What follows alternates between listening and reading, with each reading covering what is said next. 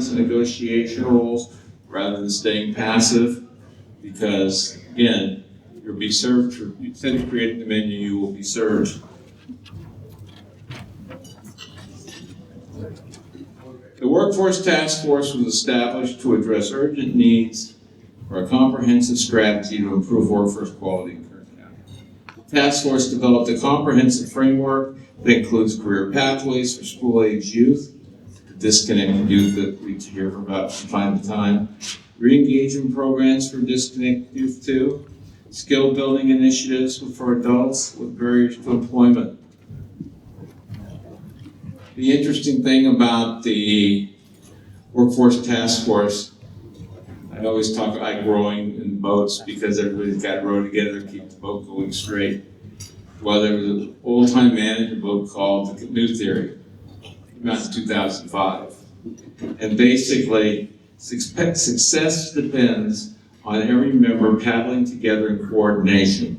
It emphasizes that everyone is in the same boat, must contribute to move in the same direction. Those who don't contribute actively undermine the efforts and should be removed. This theory encourages responsibility and supportive team. Hold on. Wrong button again. So basically, the canoe theory core principles, everyone is paddled together. Everyone in the canoe has a specific role to play and be sure they do it. All members are expected to contribute their best effort. Team members should support those who are struggling to paddle. If not, the person's unhappy with the role of the organization should help them find a different canoe where they might have a better fit. Because if they don't fit in the canoe, you really don't need to have them there. Leaders are ultimately held accountable for the captain of the boat, responsible for things to go on. So, in late 2014, the task force held its first Kern County Workforce Summit, bringing together business educators, nonprofits, government to discuss strategies to better align workforce training and educational programs for ever-changing needs. The initial Workforce Summit resulted in completion of a workforce regional economic sector study and skills gap that identified the needs of the community. The results of the summit were presented in October 19, 2016. The summit, the Workforce Regional Economic Summit Skills Gap, was used as a basis for a 4-year local plan to address workforce development needs.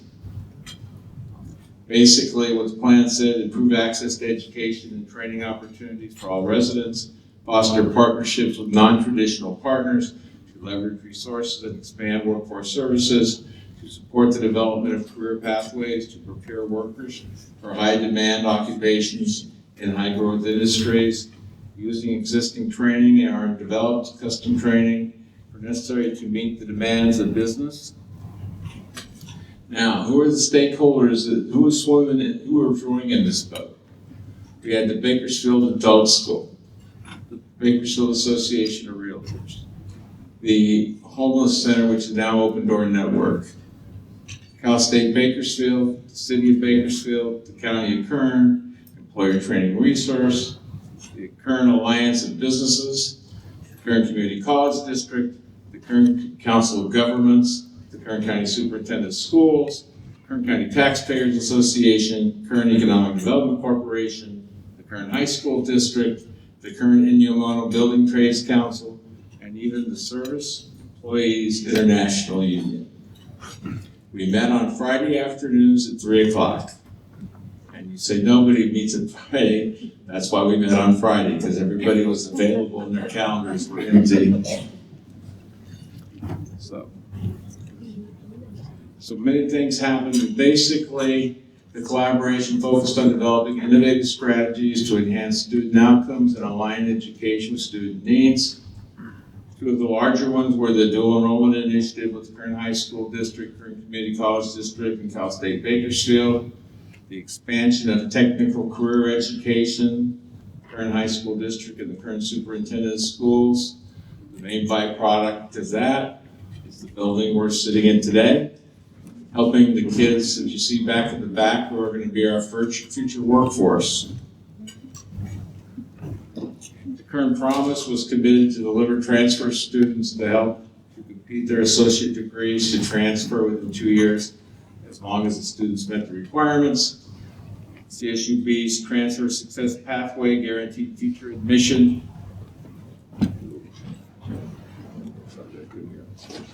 Guaranteed future admission if students commit to transferring within 3 years. The pledge, Kern Economic Pledge, was signed by every school district, CSUB, Kern Community College District, West Kern College District, businesses, charter schools, and basically they integrated what's called the Kern Integrated Data System, which is now an integral part of ensuring that students' outcomes and data assist all stakeholders in making informed decisions about what's best for students, teachers, and schools. Having more programs, the ETR on-the-job training programs provide paid work experience in youth 16 to 24. They have vocational training program options, career fields such as healthcare, construction, and technology. I'm going through this pretty fast. Culinary arts program. The Bakersfield Adult School offers a culinary arts program to provide a hands-on training and certificate program for adults seeking careers. Recycling Lives program. The Kern Alliance of Business Recycling Lives Initiative help formerly incarcerated individuals reintegrate into society through employment in recycling and other sustainable sectors. Medical careers, are a lot of medical training programs that were grant funded through ETR, basically for nursing assistants, medical billing, and other healthcare roles. There's a prison to employment program that connects formerly incarcerated individuals with job training, career counseling, and employment opportunities. Overall, the impacts of these programs have been really phenomenal. Reduced unemployment, improved job quality, expanded access, strengthening regional economic resilience. Kern County Workforce Task Force only met for 5 years. With COVID in 2005, it kind of melted. But the programs that were created to provide inclusive, sustainable dividends to Kern County every day. So that's my quick little speech. So now what I'm going to do, next on Supervisor Perez couldn't be here today. She's in the state California Association of Counties meeting in San Jose. So figure out how to do this. We have a video here we're going to show. Okay. Good morning. Leticia Perez, Chairman of the Board of Supervisors, we're doing this video because she couldn't attend our annual meeting on December the 4th. Thanks, Mike. Thank you for the opportunity. Well, you were part of the organization that's got this all started, the initial group, and I want to be sure that everybody had the opportunity and we take care of anything. During the period, we're going to talk about all 16 partners that we had. Awesome. And give them all the credit that they deserve. Awesome. And so we're having this conversation about the Kern County Workforce Task Force. And nobody's ever heard of it. It's a little group of work people who care about the workforce. Movers and shakers. Some and some weren't. But back in early 14, we're going to get into this conversation. I might as well let Supervisor Perez tell the story. Tell the story back in 14 when you had the meeting with Tejon Ranch. So here I am. I'd been chair for 1 week. The vice president of Tejon comes into my office, wants to have a very serious conversation about the future of Kern County. And he says, we have interesting vendors, Coach, for example, others who are willing to look at Kern County, but they have one little concern. And I said, what's that? He said, workforce quality. And I said, I'm sorry, come again? This was not a term I understood or knew anything at all about.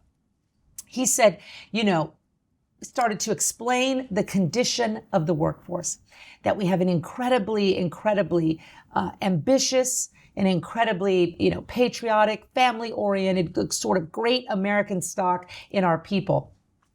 But our skills level, very low, our educational attainment, very low. And ultimately, the gap between where our young people are and where employers think they need to be is pretty big, pretty profound. And he was actually very concerned that he would not be able to seal the deal with these employers who wanted to come here, with vendors who wanted to come and partake in the outlets if we were not able to produce the workforce that was going to help them make money and make this project a success in Kern County. So we got to work.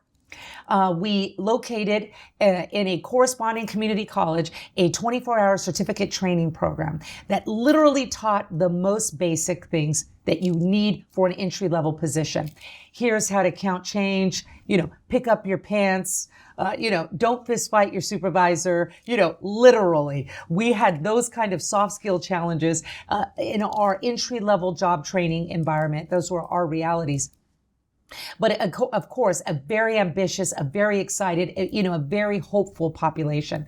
So we identified this 24-hour certificate training program. We hosted 9 job fairs throughout the county, most of them in my district, and we trained 2,000 workers with a simple 24-hour certificate training program. At the end of those 24 hours, they received a certificate, and we were able to take them to Tejon and let them know that this 2,000 member population that were from Kern County, our natives, our people, that they were trained in the basics of commercial activity within this kind of business environment, that they could count change, that they had basic math skills, that they knew how to greet customers, that they understood the nature of what the expectation on them was. We trained 2,000 workers, and we launched them the year I was chair at Tejon Outlets, an enormous, huge kickoff and grand opening with 2,000 workers, all who were smiling, who were excited, who understood the basic expectation of them in that workplace. They did not need an AA degree. They did not need a BA degree, though some of them would go on and attain those things. In order for these jobs, we were able to close that skills gap in a very short period of time with not an overwhelming program or, onerous expectations, something basic, something simple, something attainable for our people right here. And we launched that with 2,000 well-prepared, excited workforce members for Tejon. It was very, very exciting.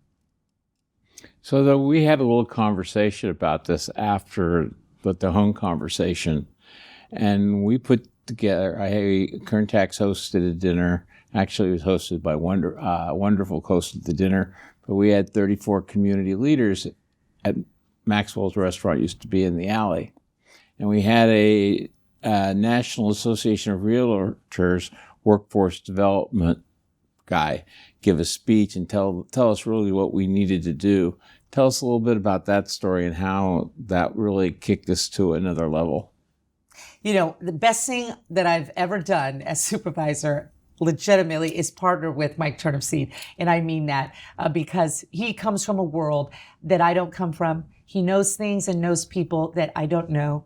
And when we came together, it really was quite magical. The people that he introduced me to, the conversations that I was invited into were a complete game changer for me. These were not things that I had studied in college or law school. I was a public defender, prior to becoming supervisor. So this was a skill set in a world and a methodology that I simply knew nothing about.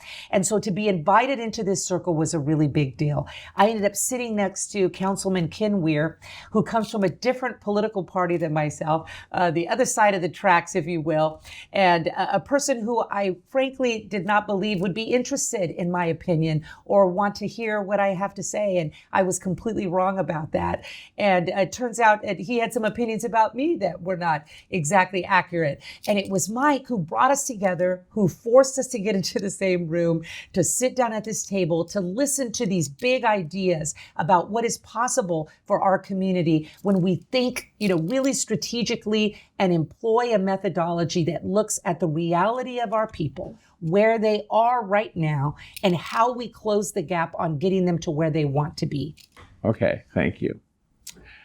After our original dinner, a few of us got together. I invited you to go with me to Orange County to hear the State of the Workforce luncheon by the Orange County Business Council. And I invited you, and next thing I know, you invited 5 more of your closest friends. And so we had this nice big Suburban full of people. Yes, we did. Tell us about that little ride.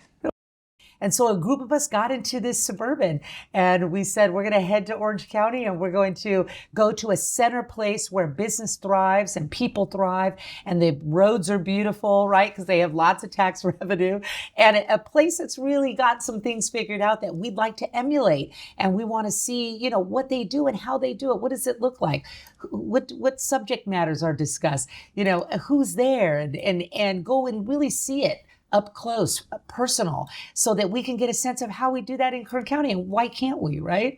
So we drove down to Orange County, and the entire way, incredible energy in the car, incredible excitement about what we could do together, and frankly, a group of people that just don't normally get together and hang out and talk. Here we were talking and realizing how much we enjoyed each other's company, how much we laughed together and thought, very highly of each other, frankly. I got to know so many things about the people on that trip.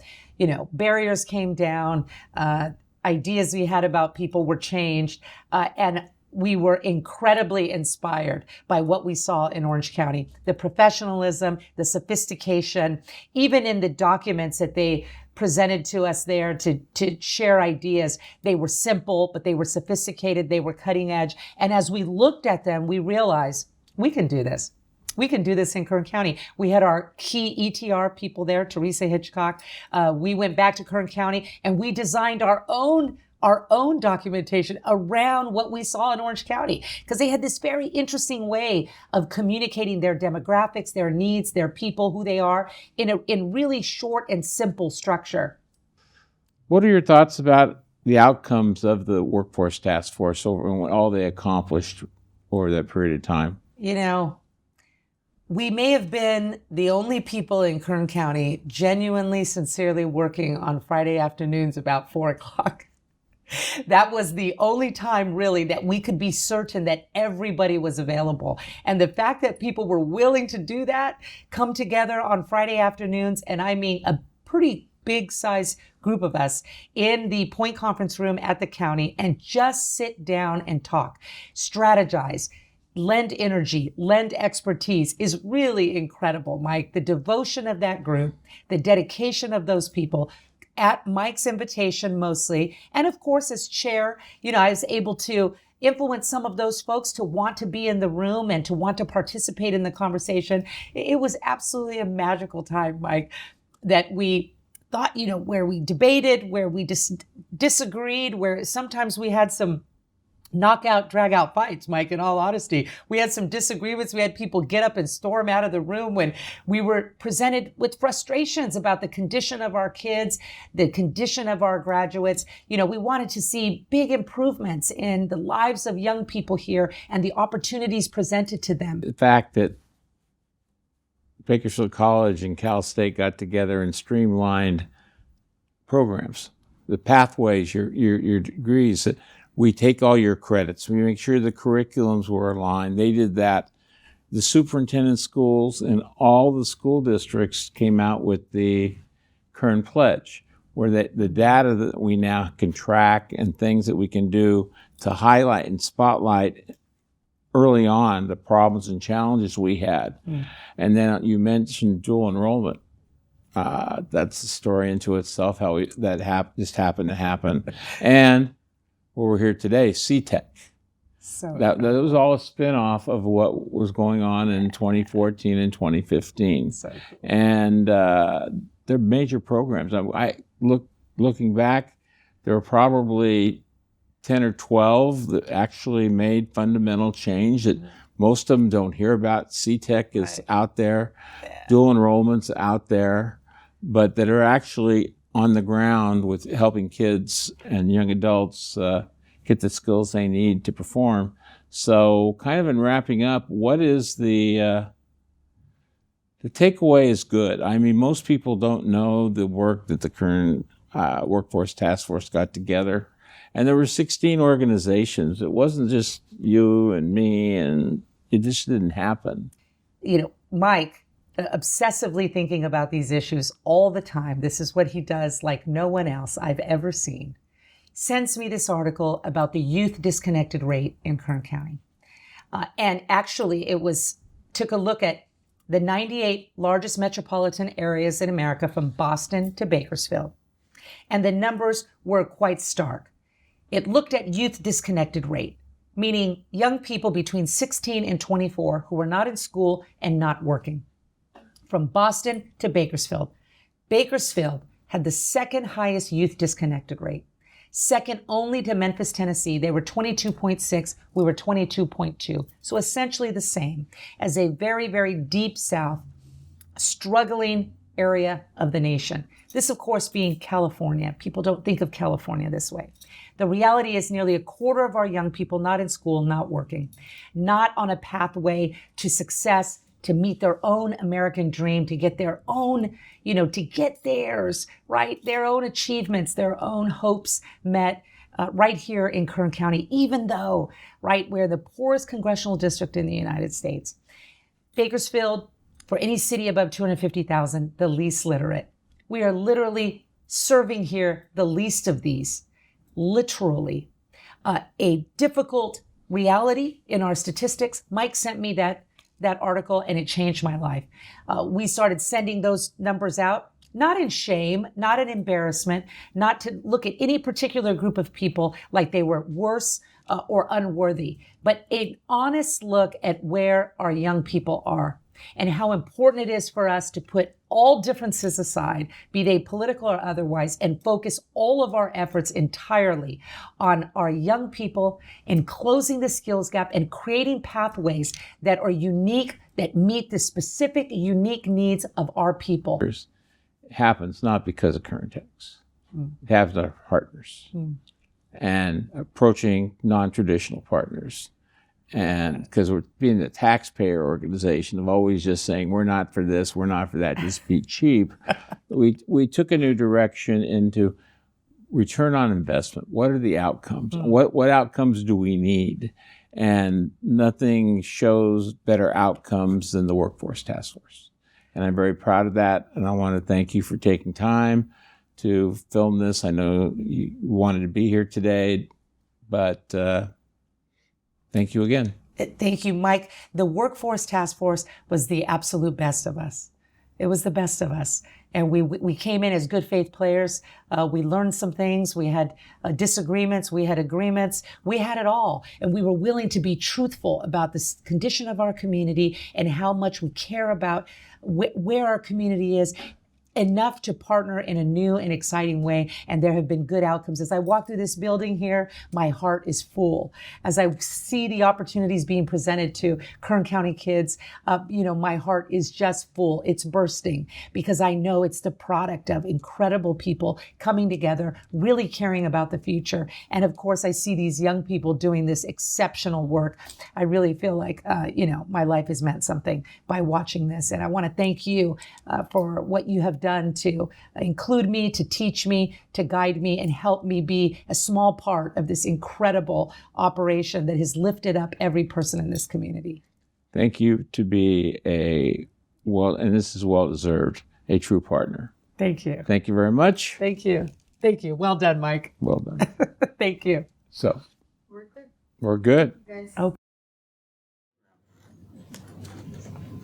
Next, we're going to talk about dual enrollment. And while everybody talks about it, kids are taking high school credits, and there's really phenomenal numbers of what's happening and what difference it makes to families. And we'll talk about that too. And Scott Odlin, who is the District Director of Instructional Services and Innovative Programs at Kern High, we're going to have a little chat.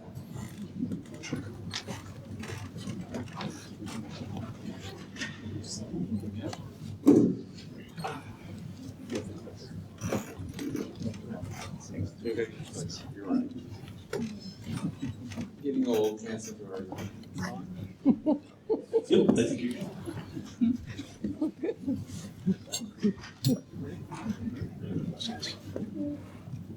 You hear me? Yeah, okay.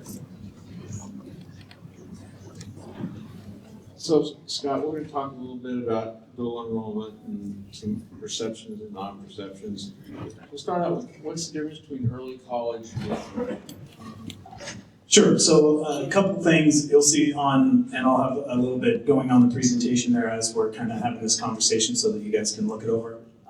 Dual enrollment is a function of having some of our high school teachers teaching a course that is aligned with one of our college partners course, either CSUB, BC, Saracosa, where we're aligning a course with them, and one of our teachers who is qualified is then teaching that course, and the students get high school credit with us toward graduation, and then as well as college credit with BC or CSUB toward an AA degree or further. And so I've also listed on there a couple other types of credit that we give in the Kern High School District, including concurrent enrollment, where BC allows some of our students or CSUB to take a course with them, usually after school at night, in addition to their regular coursework during the day with us.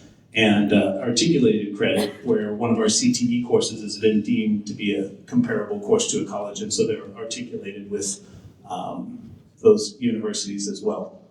So those are the ways that those get dual enrollments. One of the major players and ways that we get students college credit during high school.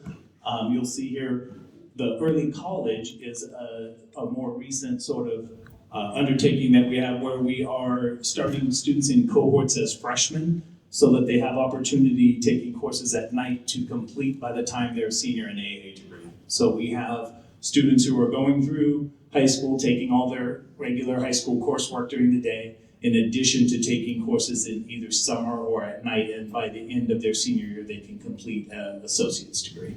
And so we have several different AA pathways that I don't believe I've listed on there, but the flyer that you see there is BC's flyer as well on their website. And so we've articulated some pathways that we work with them on. Those include industrial automation and public health, which are here at CTEC. And then we have law, public policy, and society at the Bakersfield Southwest, the BC Southwest campus, and then psychology and political science that are also at BC Southwest. So all of those different areas our students are getting in AA degrees in. And as you see on the slide right now, we have about 470 in the current cohort that are enrolled in those courses. Okay. So what is the value of dual enrollment for families and students? Yeah, so that's been one of the big pushes there, forward progress with dual enrollment and college opportunities. Obviously, continuing to expand our college offerings, but some of the benefits that you see, students earn college while in high school. So obviously, those who have an AA degree, no matter where you go to school, there's some associated costs with that. And with our partnership with BC, that program is free to all of those students. So we cover a lot of the books, some of the other kinds of costs. BC provides teachers as well as some of our concurrent teachers. So that partnership is totally free for those students as they're working through some of those courses. They get high-level rigorous instruction, obviously, and then that time spent in college tends to help them, with the persistence in hopefully continuing their education. Even some of those that don't start in our ninth grade cohort, we offer dual enrollment courses that are aligned with sophomore courses, junior and senior courses. So we have a AP English course that might also be synced up with BC to be English B1A, and so those students get one of their English courses at BC already out of the way. Even if they haven't gone to get an associate's degree, they could have any number of varying credits toward going to college. So I think it helps, obviously it helps a lot with cost, but it also helps in student mentality a lot, like Letitia was talking about, getting students thinking that they can do it and that they have a leg up. They're already in, some of them get priority registration because they have enough credits to already be classified past their freshman year. Okay. So what is the scale of dual enrollment in the Kern High School District, and how has that evolved over the last 10 years? Sure. So let me look at. So here's some numbers on that. The KCCD numbers that we have on that sheet there, and you'll see kind of the gradual increase of our numbers from 2019, where the graphic there on the left is our courses. In 2019, we had 340 courses. And so that's, in a matter of 5 years, this was still a fairly new program, as mentioned before. And now in 2025, we have 514. So we've gone from the 2019, the number of students enrolled on the right there, we've gone from enrolling 4,800 students to now having 9,200 students enrolled in those courses. So more than doubled in the last 5 years. And there you'll see the numbers as well with CSUB. So we've been with CSUD a little bit longer, so that goes all the way back to 2012, where we had 23 courses and now 47, and then in 560 students up to the last year's graph of 924. So combined about a fourth of our students enrolled in some of those courses. So basically, how many of the students have then moved on, dual enrollment students, to post-secondary programs and graduate? And how does that compare for the district as a whole? I mean, does the dual enrollment kids, is there any more going on, or is it any less? Yeah, I think it helps with a lot of the persistence. So we've got the enrollment rate at college for our students who have at least taken one, either dual enrollment or a concurrent course, is much higher.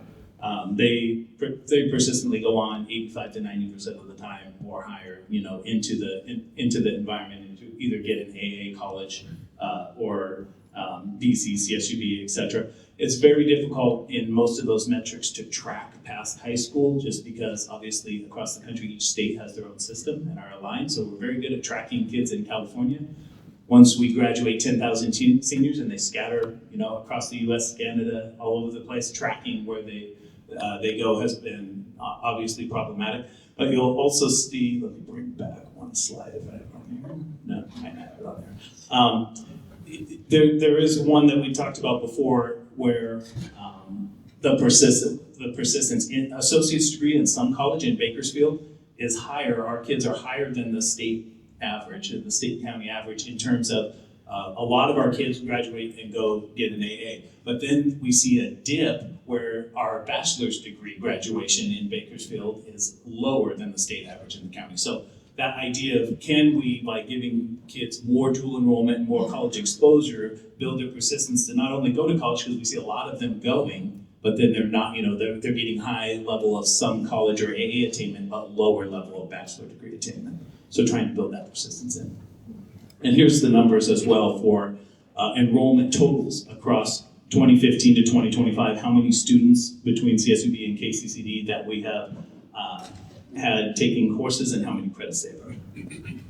Are there any obstacles you think with continued growth and doing more? Where are we going to be 10 years from now? What we should be doing if we're going to need to be doing anything different? Yeah, I think we're still continuing to build a partnership. One of the obstacles, obviously, is just with qualifications of teachers, because the teachers have to meet minimum qualifications to teach a college course, and not all high school courses meet college courses. So we're working on, our freshmen and sophomores, in a lot of our classes, our freshmen and sophomores are preparing themselves in college prep courses to get to that point. So continuing to offer some of our upper level classes articulated with BC and CSUB is obviously the goal, but we also need some of our teachers to meet those minimum requirements. We have seen a lot more programs, the universities have been popping up in terms of getting a master's degree that's in the subject area, because a lot of our employees will have a master's degree, but it will be in education. It's not a degree that's in specifically math or specifically English. And those are the qualifications that we need to be able to articulate to offer those courses. Okay, well, does anybody have a question? I have time for one question from the audience. Does anybody want to ask anything? I think you had a number as well, Mr. Turnipseed, in relation to the number of credits that we have there. Did you run some numbers? Oh, you want to hear that number? For these kids who graduate and have units from Kern High School District going to Cal State Bakersfield, Cal State Bakersfield has a cost of about $300 a unit. The tuition, books, and supplies are about $9,000. So if you take $300 a unit and multiply it by 185,000 units, that's $55 million that local families aren't spending at Cal State Bakersfield. Pretty staggering number. And I did the same for BC. I know a lot of kids don't pay tuition, but if you paid their tuition, which is $83 a unit, it's like $15 million in savings on the units. And I look at UCLA, and UCLA is a little more expensive. It's $570 a unit. So if your kids all went to UCLA and they used all these credits, that's $105 million you're saving here in Bakersfield. Parents aren't writing those checks. So Yeah, kids going to college and use those credits. Yeah, some of that's important just in terms of we're not, a lot of those kids do continue at our local universities, but many of our students graduate from high school and move on. So if they've accumulated that, they've saved it at a variety of universities across the country. Yes, those are just examples. Scott, thanks a lot. All right, thank you.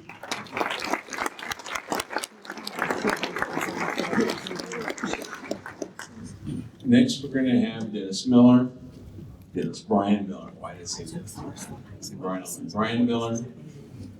He is the principal, basically the architect. Back 10 years ago, he was given the mission to build this place. After the 2016 bond, he traveled the country, and this is what Bakersfield got.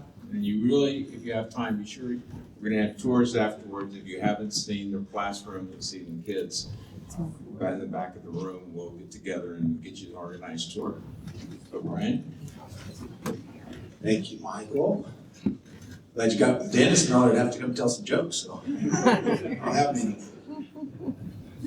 How has the development of pathways influenced students past secondary going to college rates?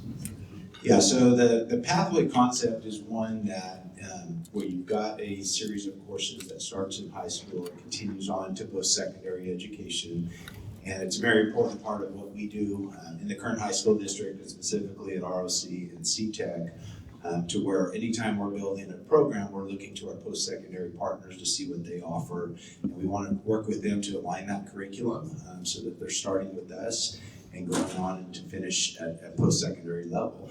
We also educate them along the way about, if they want a certain job, there's a certain level of education that's going to be tied to that job. And some of it is going to be a high school diploma, but most of it's going to require some form of post-secondary education, whether that's a certificate program, an AA degree, a bachelor's degree, or an advanced degree. And so educating them along the way about those pathway options, and we're always looking to our local partners, specifically Bakersfield College and CSUB Bakersfield are the two that we work with primarily here, to talk about that pathway because we want to direct them to local options. And so that's really influenced our college going rate and our students at ROC and CTEC over the last few years. You can kind of see the chart up there for the last 9 years of data there.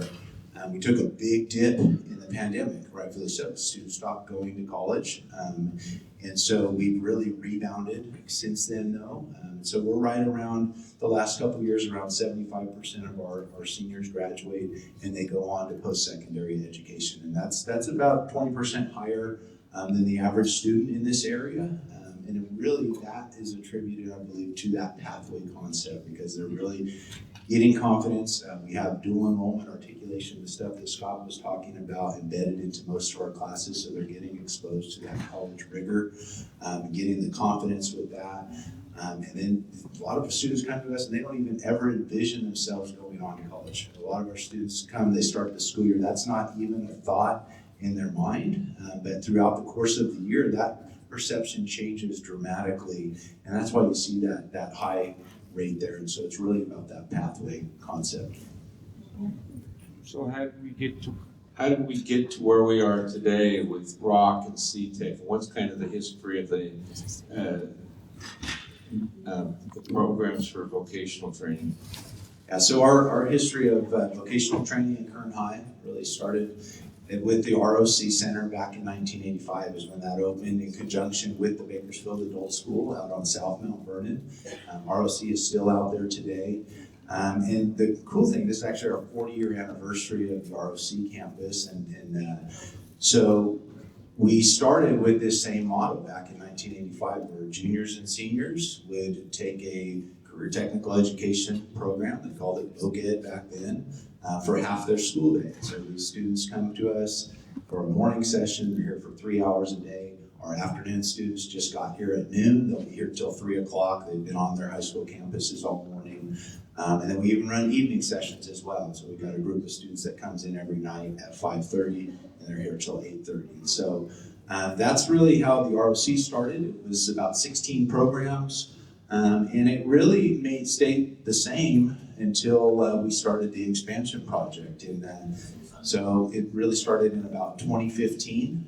Our superintendency at the time, our board of trustees, they were a big believer in career technical education and really wanted to see that expanded in the district. And so we got some focus groups together of leaders in the district and started talking about different options to do that. Whether we want to try to invest in all of our high schools or whether we maybe look at some magnet schools, doing some things like that. Or we just expand that ROC model. And that's really what we landed on because the beauty of the ROC is that it serves the entire community.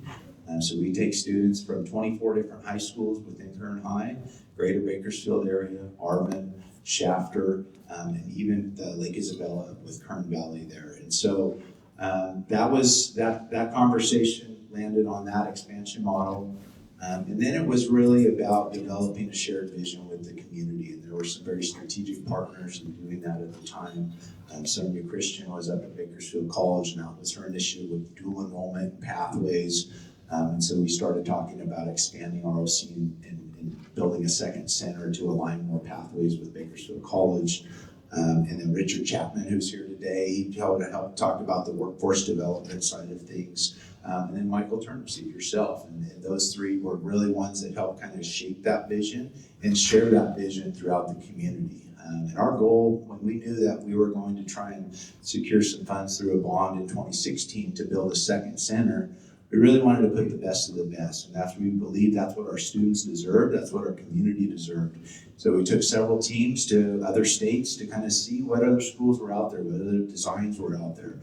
Spent a lot of time specifically in the Phoenix area, took several teams out there to look at some of their schools. So we've got some high-end career tech schools. Brought back all those ideas and started talking about what this could look like here. And that really shaped the vision of our expansion out of the ROC campus and then the building of CTEC, which this expansion of ROC finished in 2019, and then CTEC opened in 2020. We went from being able to serve, we had 16 programs, we now have 38 programs between the two campuses. We could serve about 800 students back in 2015. Our enrollment now is at over 2,600 students. That's about our max capacity that we can serve. So we've more than tripled what we can accommodate here, and added that evening session as well so we can give even more students an opportunity. So that's kind of the evolution that it took. We also, during that time early on, to decide some of those programs, we looked at labor market data, but we also surveyed our students. We've got 21,000 student surveys back, and we asked them, what kinds of programs would you be interested in attending? We had like 50 different choices on there, and took that data, and that really kind of helped us shape that vision for what program areas we would expand in, along with our labor market data too. So you mentioned your road trips that you went on across the country to look, not besides Phoenix and Nashville and Florida and around. Who's come to Bakersfield to visit CTEC? We get a lot of visitors. We've had, for the last 3 years, we've had annually 2 very large groups, usually one in the fall, one in the spring, from the Anaheim area, Orange County, Long Beach, Los Angeles. They're bringing their groups here to see what we're doing here in this area at the 2 centers and the model that we have, because it's been such a successful one. And so they're taking that back and trying to do that in their community. And so it's very exciting. They love showing off what we do. We do a lot of tours here. We love bringing in people from throughout the California to see what we're doing. And we've had people from other countries here too. We've had groups from India come in. We had a group from South Korea come in just to learn what we're doing. And they're getting turned on from people in our community that say, hey, you got to come and see what they're doing at ROC and CTEC. So very proud of that and the work that we're doing here. So you're becoming a destination for people. That's great. So what expansion can we look forward or is going on in the future? Where do you see the next 10 years? Where are we going to be from now? And what are your plans? What careers are you looking at adding?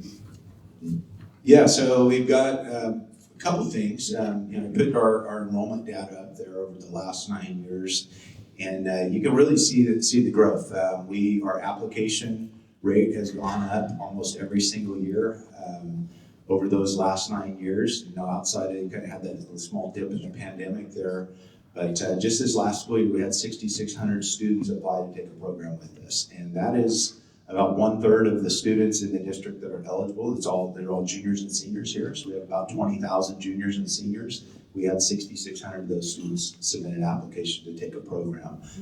We enrolled, we're able to enroll about 2,600 of them. We've got a waiting list of over 2,000 students as well that, they did everything they were supposed to do. Their counselors recommended them. They put them on a waiting list. We're just out of capacity. And so we have some a project in the works here. If you parked in the west lot between Aquatics and CTEC, there's a piece of land back there behind a fence. And so we do have some stuff in design there to put some expanded facilities out there that will allow us to add some more program space. And then we also at ROC, we just got about a week ago notified that we received a strong workforce grant for about $1.6 million out there, and we're going to be doing a couple things with that to expand. We do have a vacant shop out there that we're going to be putting a new program in next year called Introduction to Skilled Trades, and so the trades are a very important sector for us. Very, very growing demand in the workforce, and so we're going to put an introduction to skilled trades. It's going to be geared towards junior level students, kind of expose them to all the various trades, and then they can come back a senior year and get priority enrollment to one of our welding, diesel mechanics, auto mechanics, construction programs that are all highly impacted. And then at night, out there in that same classroom space, we're going to be putting an HVAC training program. So we're very excited about that. Been looking at that for years, just haven't really had a space to do that. And so a very high demand career. So we're going to be starting that. It'll be an evening program for us next year, which is great because we'll be able to put some adults in there as well, and a lot of great career opportunities and get them certified. And also working with Bakersfield College on that program as well, because they've got a great HVAC program to kind of align our curriculum there if they want to continue their education. So those are some of the things in the works to go ahead and have some immediate expansion, and then the project here is a few years out, but that'll open up some space for us too, and always looking down the road. Well, there's lots of demand, and the interesting thing is your internship program that I'm always amazed at, because everybody's trying to do an internship program, and just spend 30 seconds telling about the kind of numbers you have of kids from CTEC that have internships that go to jobs and graduate on Friday, go to work on Monday. Yeah, so we've got a couple of internship programs going. One, our largest one happens during the second semester. We call it Community Classroom. And so about 40% of our students will do an unpaid internship during the school day from ROC and CTEC. And so that means what that looks like is instead of that 3-hour block time with us on Tuesdays through Fridays, they're placed at a job site with the site supervisor, and they're putting those skills that they learn in the classroom into play in a real world setting. That's a very powerful program for us. Connects a lot of the dots where the students can see what they learn in the classroom and doing it on the job. Those real professional skills that we teach are put into play. So that happens second semester.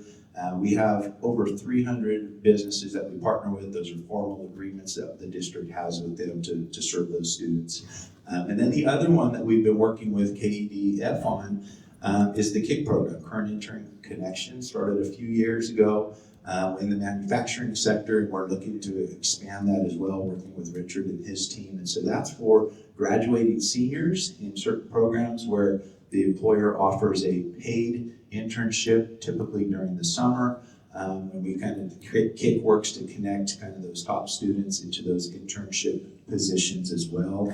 And then they've even got some funding to provide gas cards for some of those students. But some of them, we got kids, National Cement's one of our partners there. They're driving all the way out there every single day. But it's a great opportunity for them. And so we get a lot of success out of there.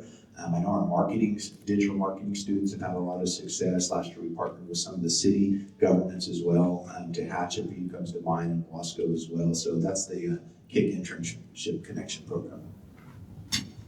You're a very busy man. Thank you very much for joining us today.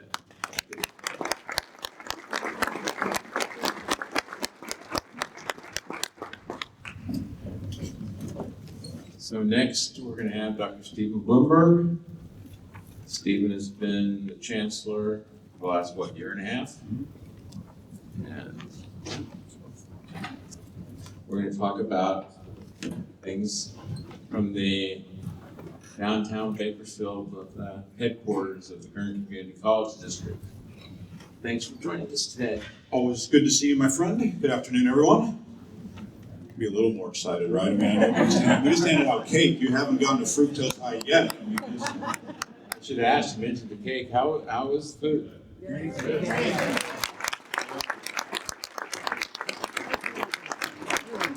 So when you go out, you might be seeing one of these kids in the restaurants you go to. So that was good. I'm glad everybody enjoyed that part. Overall, how are the workforce demographics shifting in Kern County? And because we now have maybe up as many as 4 generations of the workforce working. How does that impact the work environment, especially? We're going to kind of focus on healthcare because that's a very important subject right now. absolutely. Again, Michael, I want to thank you for the opportunity. And I want to talk really quickly about legacy. So, as everyone in the room knows, we're here today because there was some great work accomplished back in 2014 through 2016, and Supervisor Perez talked about, I think she used the word obsessive with you. Did she use that? I think she used the word obsessive, right? She's a politician. She passes out words like... I mentioned this for a very specific reason, because the first time that Michael and I met, we had breakfast shortly after I started in March of 2024 as chancellor. And so what I wasn't pre-warned about was that there's a specific cadence when you talk to Michael, especially for the first time. And so his first lead-in question was, a year from now, what are your key performance indicators? What's the ROI? And he then said, by the way, the Constitution of the United States of America stops at this table. So you can't plead the Fifth Amendment. And so there was no getting out of the conversation. So I really understood firsthand the obsessive nature that the supervisor is speaking about. So I want to thank you for that obsession, because it helps our county, right? We're in a better place today because of the work that was done back in 2014. So to take a moment and recognize you and the early pioneers that brought us to today, our conversation is really about what's next, right? Because legacy is important, but we're living in a United States of America. We have a society that is what? What have you done for me lately? And so the question is, what are we going to do for people next, Michael? And so that's what you and I are going to talk about. It's interesting. There are 4 generations in the workforce, all, by the way, represented in this room. Baby boomers, Gen X, millennials, and Gen Z. Our lunch was prepared and served by our Gen Z students who, again, amazing job. When I walked in, I asked them, what is good? They said everything. So I hope that you have the opportunity to try everything, because the food that they prepared was amazing. So to our students, thank you for the work that you guys have done today. This was amazing.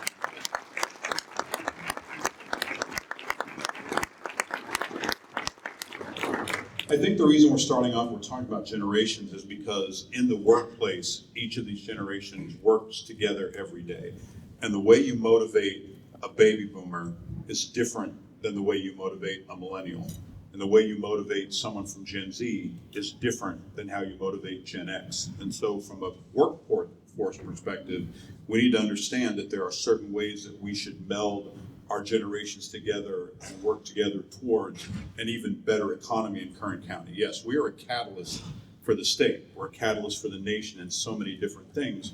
But the generational gap is going to continue. As Gen Z starts to get into the workforce more and more, They're a true digital native generation. For us that are Gen X and older, sometimes technology can be challenging, right? We have not necessarily sometimes the best experiences with technology. We need Gen Z, we need millennials to help show us better ways to utilize technology. The advancement of artificial intelligence in less than a year is already changing the dynamic of the American workplace. If you've read articles and research, the workforce is going to change, particularly in jobs that were more professional in nature. There's estimates that say more than 25% of what we currently consider professional jobs are either going to change or going to be eliminated because of artificial intelligence. And so we need to understand that not only generations play a significant role in our workforce, but the advent of artificial intelligence is going to absolutely change the way that we interact with everyone on a day-to-day basis. We have a critical shortage of nurses. There are no career paths in Ally have experienced a similar shortage as nurses. What needs to be done to either get a lot more nurses or figure out what the problem is? So Michael and I talked about today, there were several areas that we could have focused on, but we thought that focusing on health careers was important. And so in a few minutes, we're going to talk more about how we're going to have more pipelines for students in careers in health professions. I think everyone probably knows that there is an acute shortage of nurses. That's no secret. That's been in place for decades across our country. Less known is shortages in areas like respiratory therapists. One thing COVID-19 taught us is the importance of having well-trained respiratory therapists. There's still a significant shortage of respiratory therapists. There's a shortage of phlebotomists. There's a shortage of patient care technicians. Patient care technicians is the opening area that a student can enter into health professions. It's a great opportunity to learn more about health professions. Licensed vocational nursing, or LVN. RN, students with a Bachelor of Science in Nursing. Nurse practitioners, physician's assistant, and of course, doctors. And so the point is, we have to understand that in the health professions, we have a significant shortage of individuals that are prepared to take the jobs that are here today. Not just the jobs that are coming tomorrow. We have an acute shortage today across all of these different areas. In a moment, we're going to talk about health outcomes in our county and why having well-trained, qualified, passionate, empathetic individuals serving us as healthcare providers is critical to our growth as a county. It's critical to our economy. It's also critical to the quality of life of every individual in this room. Your family, your friends. Quality of life is so important. It's not just an economic indicator. Quality of life means that we're enjoying where we are and what we do, that when we wake up, we have a positive outlook. When we see tomorrow, we have a great understanding of the opportunities that are available for us. Without access to exceptional health care, those things become less bright. You just mentioned the health conditions, and especially the Central Valley. How are the critical conditions affected by the need for additional services? And we're being faced now with potential federal funding cuts and everything. How are we going to make this work? Absolutely. So a couple of statistics that you may or may not know. You hear many people talk about how, again, Kern County's economy drives the state, we drive the nation, we feed the nation, we power the nation. But behind that, do you know that we are number 2 in cardiac instances in the state of California? We're number 1 in community health outcomes in obesity. When we have issues with obesity, that's a pre-diagnosis for type 2 diabetes. It could be the precursor to type 1 diabetes. Significant cardiac issues, significant health issues that are related to the cardiovascular system. One of the issues that we confront is if we don't address critical health outcomes now, we're not going to be prepared to meet the need for the future workforce. So the first thing we have to do is talk about the outcomes that aren't so good. You heard Supervisor Perez earlier talk about honest conversations. And sometimes honest conversations lead us to the point to where we have maybe unpleasant discussions. But the point is, the truth shall always set you free. If we're really going to look at our county and understand how our workforce is going to evolve over the next 25 to 30 years, one of the most important things is today understanding the critical and chronic illnesses that are facing us today. You know, we have a city in our county that the life expectancy is less than 10 years average in the state of California. 10 years less life expectancy simply because of the zip code that you live in. Not because of anything you did, not because of anything you didn't do. Those are the kind of statistics that we absolutely have to change. Health outcomes are critical to our future. They're critical to our growth. And the question that Michael posed a second ago, how do we get that resolved? It's not a tomorrow solution, but we have to start today in plotting pathways that make that solution possible. To add on to the issues, recently the U.S. Department of Education changes rules about loans for professional careers, and nursing was really put on the chopping block. And they weren't sitting at the table; they were on the menu, and it got chopped really significantly. So it's going to obviously have. Well, I'm going to ask you, how will that affect the nursing shortage? Yeah, so to Michael's point, if you didn't know, recently the United States Department of Education came out with a list of professions that in the past were considered quote unquote professional degrees. The reason that's important is because those professional degrees came with a certain level of financial aid from the United States Department of Education to support those. With the recent change, nursing is one, education is another, so elementary ed. Those are no longer considered as quote unquote professional degrees with the United States Department of Education. Clearly, if we're talking about health career pathways, that exacerbates a problem that's already here today that confronts every one of us in this room. So the question becomes, how do you close a gap that wasn't narrowing to begin with? How do you now close a gap that is going to be elongated by the fact that there simply isn't going to be as much financial support for socioeconomically disadvantaged students to go to college? Sometimes it doesn't matter the cost of a unit at any institution. Students may not have the transportation to get there. They may not have the child support that allows them to go to college. They may be food insecure. They may be couch surfing from house to house. Unfortunately, ladies and gentlemen, today, achieving a college education is not just about what happens in the classroom. It's about the services that wrap around that student and ensure that they're successful. I promise you, if you are hungry, you're not going to learn. If you're focused on where your next meal is coming from, the topics that are discussed in the classroom are not going to be that important to you. If you have a family who's hungry, that's always going to supersede what happens in the classroom. So the first thing we have to do is understand that educating students today is about ensuring that we meet holistic needs. I'll also mention that to be successful today, it isn't necessarily about a baccalaureate degree. It isn't necessarily about an associate degree. You know, you can go to school to become a commercial driver's license and have a CDL in less than 3 months and make 70, 80,000 plus a year. We need to redefine what the college experience means. The college experience might mean 8 weeks. I tried to convince Mike to go to truck driving school. We didn't quite get there, but that's another breakfast. We'll try to figure that one out. I tried to extol the virtues of over-the-road driving. He didn't quite see it the way I saw it, but I'm hopeful the day will come where we can see Mike in his next career. I saw this trucking company, and so the Turnip Seed Trucking LLC, I thought sounded really good. And Mike was not as thrilled about that as I was. You want a chance to retort? Just years old. That's I don't know, the condition of California highways, all these bumps. Never too old. Never too old. This was a All I moment. need to do is be in a truck that's bouncing like that on the highway. Never too old to learn, right? And I think in our conversations, particularly, one of the things that we've touched on is how do we create this new economy, and how do we leverage all this great work that's been done in the past?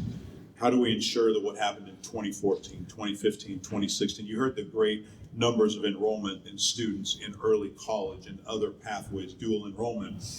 But what do we do to take the next step? How does that change? What do we need to do from here? I think that's the next question I think you and I are going to get into is where do we go from here? That's pretty much it. Where do we go from here? how do we address the shortage of nurses? Because nurses are really the focal point in healthcare.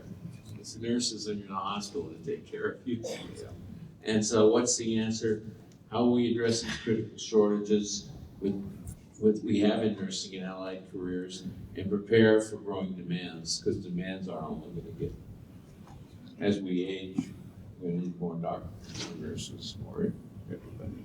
The other issue is, of course, that we are in the United States a demographically aging population. In other words, we will have more people reach retirement age in the next 5 to 10 years than ever before in the history of our workforce. And so how do we ensure that we provide quality care for the people who are exiting the workforce at the same time? How do we prepare those who are getting ready to enter the workforce? So I'm going to say something that you may sound a little bit strange. I'm convinced that higher education should start at the 3rd grade. Think about that for a second. You're like, why would higher education start in the 3rd grade? One of the reasons is if a student exits the 3rd grade and they're not at reading or writing comprehension level across the United States, you realize their chance of failing high school is greater than their chance of succeeding in high school. And it's not to say our K-12 partners are doing a bad job, quite the contrary. Our K-12 partners in Kern County are dedicated to helping every single student in every single situation, but they're not the panacea, nor are we. We can't address every individual concern at every moment, but what we can do is start to intervene sooner. And so one of the things that you may have heard, recently we held a press conference because this summer we will launch an entity called the College Discovery Academy, or CDA. The College Discovery Academy is targeted at incoming 4th through incoming 8th grade. The reason we chose those grades is because we wanted to start integrating the possibility of different careers as early as incoming 4th graders. If many of you were like me, how many people in here were 1st generation college students? In other words, the first one in your family to ever go to a college. That's a tough road. I was a 1st generation college student. My parents didn't attend high school. And so there wasn't an opportunity to have conversations about what comes next. And like many students who are disadvantaged, the only thing that I knew was what was in front of me, and that was construction. I grew up working construction, pounding hammers as soon as I was 5 years old. I worked construction through high school. When I left high school, I started in the construction trades because that was the one thing that I knew. It's a great job and it's a great career. But students can't be what they can't see. And the question becomes, how do we start exposing 3rd graders to the opportunity to become an accountant, to becoming an attorney, to becoming a nurse, a physical therapy technician? I mean, think about that for a moment. How many conversations are taking place with 3rd graders about all these great opportunities for jobs? College Discovery Academy is a 4-week STEM-based curriculum. I'm really proud to say the curriculum is being written by our partners with KCSOS. We're working with the Kern Bakersfield City School District to identify 5 schools that 250 students will be part of this pilot program. And you might say, well, other people are doing the same thing, right? They are bringing students to a college campus. This is a 4-week intensive education program, but here's the factor that makes it different. We're going to bring in people from this audience, from across our county, and talk to them about what it means to be in a certain career. I see my realtor, Jenny, thank you, in the room. And if you're in 3rd or 4th grade, do you know what it means to be a realtor? Do you know what it means to be a broker? Do you know what it means to communicate with people when they're buying a home, making the biggest investment they'll ever make? We need to ensure that we're fully invested in talking to students about their future starting in 3rd and 4th grade. We will do this every summer as we build this program because the idea is that 3rd grade, 4th grade, 5th, 6th, 7th, and 8th, we've prepared them because you heard the conversation earlier. Students are starting to engage in college in 8th and 9th grade. Perfect. But what happens between 3 and 8? What happens to the students who, for whatever reason, stop out, drop out? Again, no fault of our K-12 partners. Sometimes life intervenes. Life intervenes with college students, but life intervenes in elementary school. Life intervenes in middle schools. We need to ensure that the students who aren't in the classrooms are also being addressed. So by starting early, that's how we start to build this pipeline. At the end of that, think about it for a minute, bringing in people from professions, talking to students about what they can be, not what they can't be, and then creating career pathways, whether it's nurses, whether it's others. If we're going to build the workforce of tomorrow in Kern County, it starts in the elementary grades. We build that together. We build on the legacy of what we've been doing. We involve our business and industry partners in those classrooms at those times because we want the students to see what their future might look like. Yes, AI is changing the workforce. Clearly, that is going to exert a significant influence on what many of us do in this room. But it's also an opportunity because the students who are standing in the back of this room are going to be the ones who carry us into the next generation of the workforce where artificial intelligence is going to be a significant part of what we do. It doesn't necessarily mean that jobs go away. Our economy evolves. The United States 200 years ago, we were an agriculture-based economy. Many of the jobs that were here 200 years ago, guess what? Don't exist today. When we became an industrial economy, the assembly line, interchangeable parts, many of those jobs don't exist today. Artificial intelligence is just the next iteration of a change in the economy. The question is that many employers are already asking, particularly in the health fields, I need people to think critically. Think about that for a minute. Lower level tasks, artificial intelligence can absolutely handle. But the higher level tasks, the tasks of thinking critically, engaging with citizens on better health outcomes, making sure that cities in Kern County don't have a life expectancy of 10 years less than anyone else in the state simply because of the zip code they live in. That we understand the factors of prediabetes. We understand how obesity affects our bodies. Those are the things that are the next generation of what this committee did back in 2014 through 2016. The next generation is creating a pipeline, starting in elementary school, ensuring that students all along the way are exposed to great jobs. They're exposed to jobs in the healthcare industry. They're exposed to jobs in industrial automation. They're exposed to jobs in information technology, cybersecurity. Those are needs in our county that we have today. They're exposed to the next generation of jobs in agriculture. The agriculture industry is shifting. Agrivoltaics is becoming a real thing where we combine the use of microgrid solar technology and the growth of plants. That kind of work requires higher level thinking. It's all of our responsibility today to ensure that we prepare students to think critically. And so I encourage and I strongly, passionately ask for everyone in this room to be part of the solution as we build upon the great work that's already been done in the past. It's never enough, right? The work that we did then is never enough because we always need to change. We always need to evolve, and we always need to be prepared for what's next. Because I don't know about you, I was a product of the Kern Community College District. Without Saracoso Community College, without the people who were my mentors, I'm not here with you today. I'm one of the statistics that didn't make it.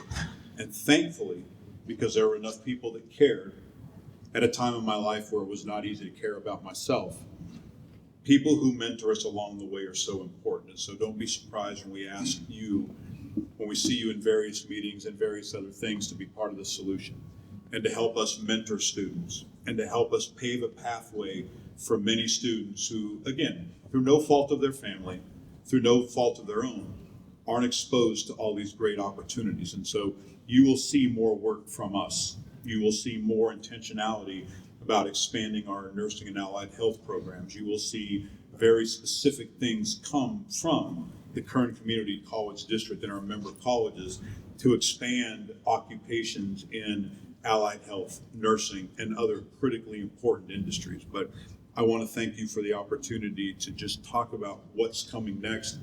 I want to thank Michael for meeting with me, and we have almost monthly breakfast where we have some really great conversations. And I want to take a moment to recognize you for all the work that you've done for this county, your importance, everything that happens here today that happens in the future, my friend, has been because you played a role in it. And so, thank you.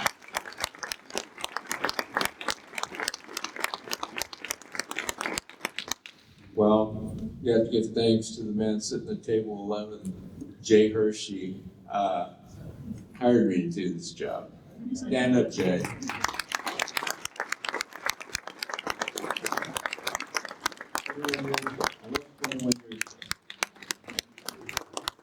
Anyway, thank you very much, and we'll see you at breakfast. Absolutely.